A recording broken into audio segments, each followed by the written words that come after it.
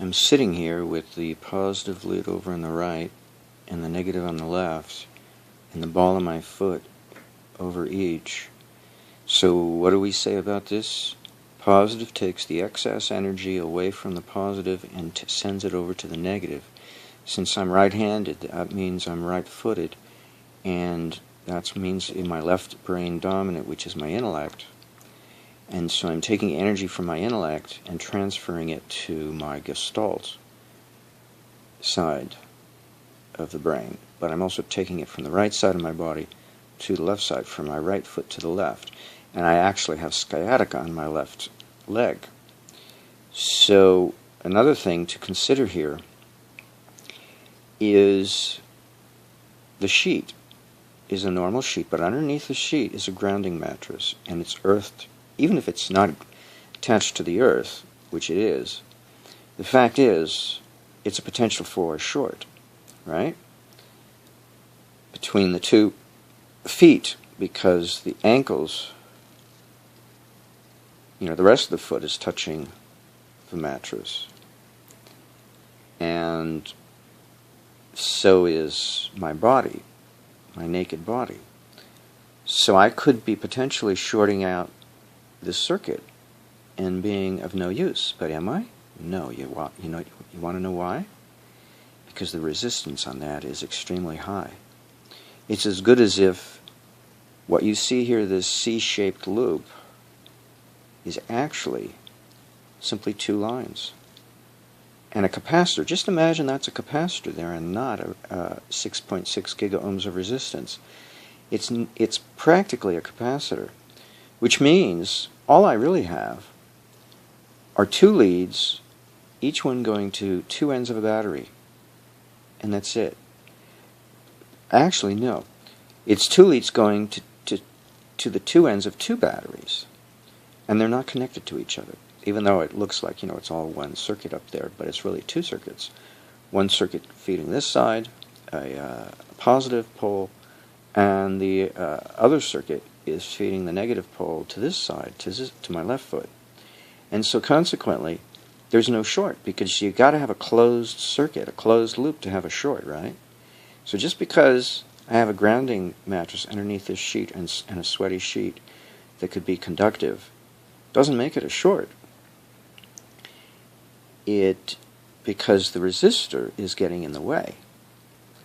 And so it's as if I got a resistor here between the 2 feet, rather than a silver wire laced mattress underneath this sweaty sheet. Well, I don't feel sweaty, but whatever. It probably has some sweat because I haven't washed it in a while. Rather than that, it's as if there is let's say 3.3 gigaohms of resistance here and 3.3 there. It's split because it's in parallel, right? We could say, in theory, that the 6.6 is distributed evenly throughout the entire loop. So we could make a case to say that half of it's over there and half of it's between the 2 feet, which is still a lot of resistance. That's like 400 picoamps on one side and 400 on the other, but because they're in parallel, opposite sign, does that mean they cancel each other out? No, that doesn't make sense. Then it would be zero. Yeah, they're not, though. All of the resistance is actually there. Okay, whatever. But in any case, you get the point, because without that resistor, we would have a short here. But because there's 6.6 gigaohms of resistance over there, we have a short, but it's useless, because it's no better than if the short hadn't been there, because of that dang resistance over there is so humongous. So a short, in other words, the whole point of this video is a short is only a short if there's amperage. To that degree, there's a short. If there's no amperage, then there's no short, because that's as good as being a break over there, practically. So we do have a short, but it's a minor short. It's leaking teeny amount through here, but only a teeny amount, if there is a short at all. 200 picoamps of a short doesn't amount to much of a short, does it? So that means that the body, which is another short, oh, it's split between the two. That's it. So going up my leg, up one leg and down the other, is another short. Okay, and the sheet, or the mattress pad underneath the sheet, is another short. Two shorts, and they're in parallel. That means the 200 amps is split between the two, so we've got 200 picoamps. So we've got 100 picoamps between the feet, and 100 picoamps coming up and down the feet through the body. So actually, the body is shorting the mattress, or the mattress is shorting the body by splitting the amperage in half. Reducing the amperage still further. That's exactly what we want. It's as if I've added, if there was no short, it's as if I've doubled the resistance over there and made it 13.2 gigaohms of resistance without a short being here at all. Isn't that the coolest thing? A short actually helps you. You know, we think of a short damaging a circuit because we think a circuit is run on amperage. But what if you have a circuit that doesn't run on amperage, it runs strictly on voltage? Then a short works in your favor. Instead of making things worse, it makes it better. My butt is naked, so if anything, I could be shorting out my 2 feet through my butt, because my butt has the majority of weight of my pelvis has the majority of weight of my naked body, and so if anything I might be shorting out through my butt, but I might be shorting out through my heels because the contacts are at the ball of the foot right behind the toes. So one way or another I'm shorting out these 2 contact points, but it only cuts my amperage in half, which only improves the situation. It doesn't make it better. It doesn't make it worse. It makes it better, because I want a reduction of amperage. So that's the most interesting anomaly of all, because a Becker's circuit with a short exiting out the circuit is actually something favorable, something you would want.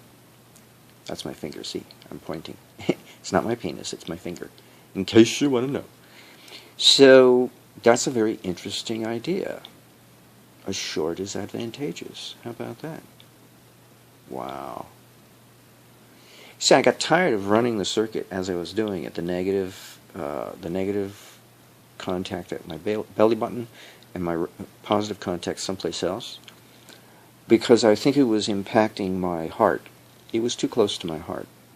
So I thought, well, I should go to my feet and do it there, because feet are always safe.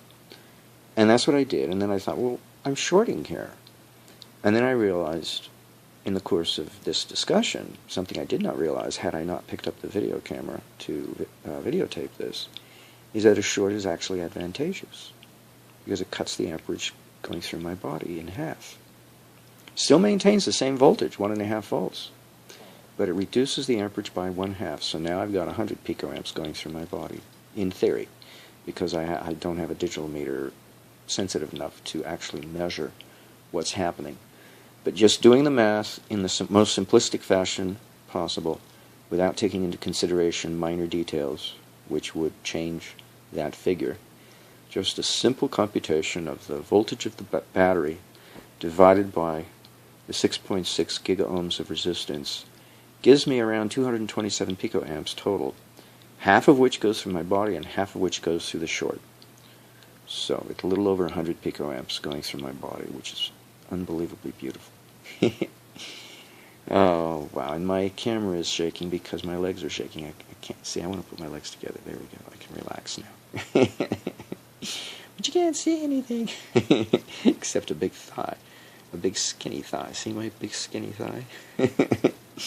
Okay. Enough.